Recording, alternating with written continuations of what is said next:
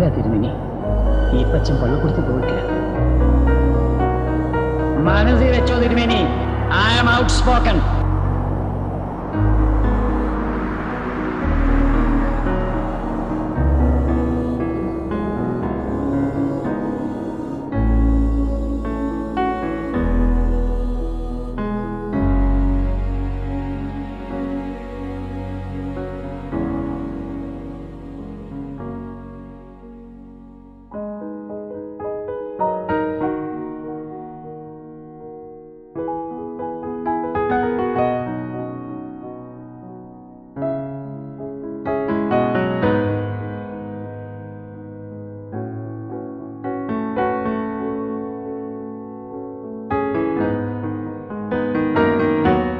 അദ്ദേഹത്തിന് ഒരുപാട് ഈ പിന്നെ കുറച്ച് നല്ല ഹോബീസ് ഒക്കെ ഉണ്ടായിരുന്നു, ഈ ലൈറ്റർ ഒക്കെ കളക്ഷൻ. ഉണ്ട്, എവിടെ പോയാലും കിട്ടിയാ കൊണ്ടുവെക്കുവായിരുന്നു. തന്നെയല്ല ചെറിയ കുപ്പി ഇങ്ങനെ പ്ലെയിൻ ഒക്കെ കിട്ടുന്ന മദ്യക്കുപ്പി ചെറിയ. ഉണ്ട്, കുറേ ഉണ്ട് അതിനകത്ത്.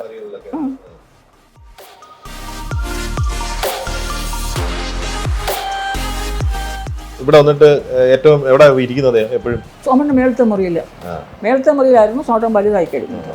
ഇഷ്ടമാണ്, പക്ഷെ ഇവിടെ ഇരിക്കുമ്പോൾ വായിക്കുകയൊക്കെ ചെയ്യുമായിരുന്നു. എപ്പോഴും വെറുതെ അങ്ങനെ ഇരുന്ന് ഞാൻ കണ്ടില്ല. കടത്തിലൊക്കെ പോകുമ്പോൾ ഇരിക്കുമായിരിക്കും. പക്ഷെ ഇവിടെ ബുക്കൊക്കെ ഉള്ള മാസികകൾ എല്ലാം വായിക്കും, ഒത്തിരി വായിക്കുമായിരുന്നു.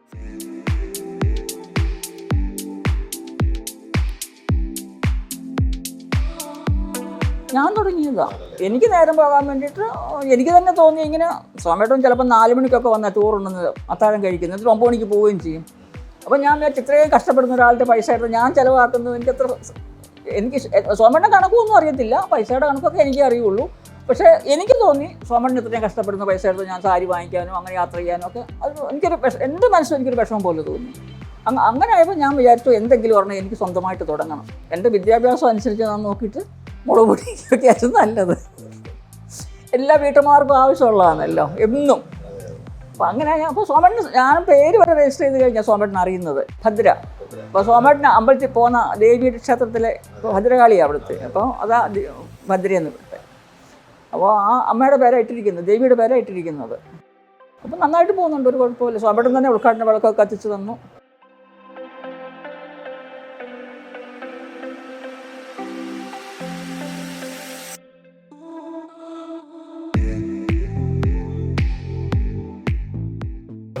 ആദ്യം വാങ്ങിക്കുന്ന കാർ ഈ മാരുതിയാണോ?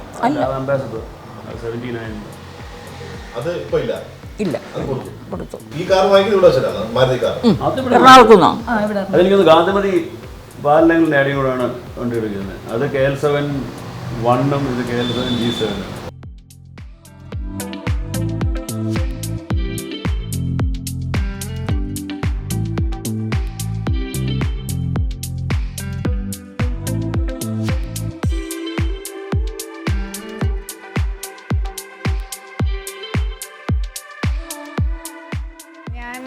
ഇവിടുത്തെ മരുമകളാണ്, സജിയുടെ വൈഫാണ്. ആക്ച്വലി ഞാനൊരു ടീച്ചറായിരുന്നു. ലോക്ക്ഡൗൺ സമയത്ത് വെറുതെ ഇരുന്നപ്പോൾ എൻ്റെ മനസ്സിൽ തോന്നി, വെറുതെ ഇരുന്ന് അങ്ങനെ തോന്നിയതാ പായസം എന്നുള്ള ഒരു, അമ്മയ്ക്ക് പണ്ട് തൊട്ടേ അമ്മയുടെ മനസ്സിൽ പായസം എന്നുള്ള ഒരു ഇതുണ്ടായിരുന്നു. അങ്ങനെ ചെറുതായിട്ട് തന്നെത്താൻ എൻ്റെ കിച്ചണിൽ ഞാൻ ചെറുതായിട്ട് കുറേശ്ശെ ഓരോന്ന് യൂട്യൂബൊക്കെ നോക്കി ഉണ്ടാക്കി പഠിച്ച് അങ്ങനെ ഒരു വിഷുവിന് തുടങ്ങിയത്. ഇതിപ്പം 4 വർഷമായി. ഇപ്പോൾ എനിക്ക് 18 ടൈപ്പ് പായസമുണ്ട്.